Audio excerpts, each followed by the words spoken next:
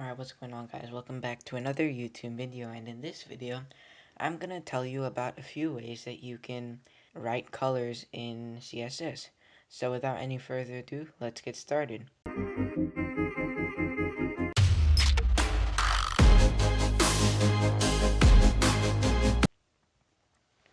So let's say we just have a paragraph tag. So we're just applying all of our styles to this said paragraph tag. And let's say we want to change the text color to something. So we can always just do color colon, and you see all these colors that pop up. This is one way of selecting color. It's just by word. So I don't know, we can say something like tomato, and see, look, that's a color, and all we have to do is close this off with a semicolon. So this is one way. Let's say we had another element in h1, and we want to set the color of this element as well. But we can also do this in another way, and this way is called RGB. And RGB stands for red, green, and blue. And RGB goes from 0 to 255. So you can have a range of 0 to 255 for red, 0 to 255 for green, and 0 to 255 for blue. So we could do something like color colon RGB parentheses, and here we have our RGB values. So we can say something like 150, 230, and 10, and we can add the semicolon here. And if you have this, VS Code will automatically give you the color and what it looks like over here, and it does the same for tomato. And RGB is sort of like the most common way besides just listing out the color. So that's why if you see over here, this tomato color, it's in RGB right over here. So you might be wondering why this is green. Well, it's green because the red is low, the green is high, and the blue is low. So the green is going to be the color that stands out the most. And then all these red and blue values, they sort of add different distinction to it. So let's say we make this 100. What does that do? It makes the color a little more greener. So yeah, there is RGB for you.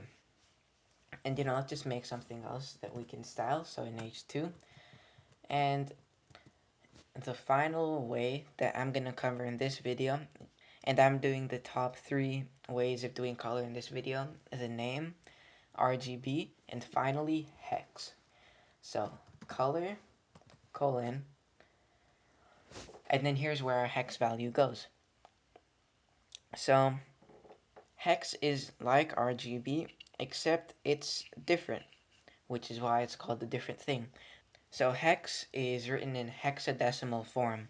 So in hexadecimal, what there is that there is values 0 all the way through F. And you might be wondering, well, what is this progression? Like, it doesn't make sense. Well, it goes from 0, 1, 2, 3, 4, 5, 6, 7, 8, 9, and then it goes to A, B, C, D, E, F. So this is the way you do it. And the way you write hex is hashtag, and now you start putting in the values. So, and hex also goes in the same red, green, blue format. So if we want a bluer color, we could stick to something like 23. Then we can do I don't know, 89, and then we can do FF. Then we can just put the semicolon here. So for each sort of color, there's 2 values. So here, there's the 23 for the red, the 89 for the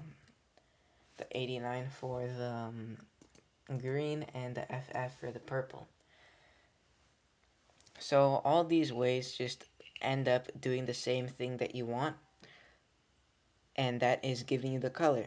at the end of the day, it just boils down to whichever method you're most comfortable with using. So, Hex usually throws a lot of people off because, no one's used to seeing, D's and E's in, sort of what would be considered as numerical values. But this is just the way that hexadecimal works. And it works, the same way. If I don't want it to be as blue, maybe I could move this down to an A. And yeah, there's just a lot of possibilities with color in CSS. So yeah, that's it for this video, guys. I hope you enjoyed. Don't forget to like and subscribe, and I'll catch you next time. Peace.